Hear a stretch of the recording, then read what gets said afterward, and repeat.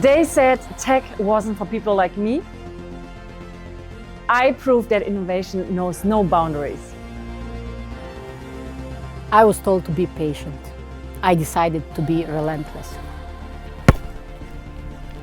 If you don't see someone like you in the industry, be the first. I was definitely scared to start glass half full, but I did it anyway. Sure, I'm short, but greatness was never measured in centimeters. There aren't many women in my field.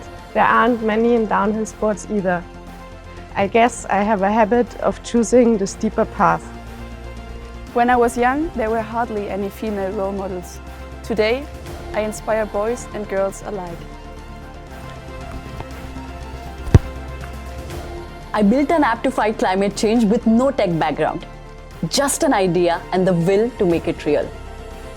I don't need 10 years of experience to make an impact today.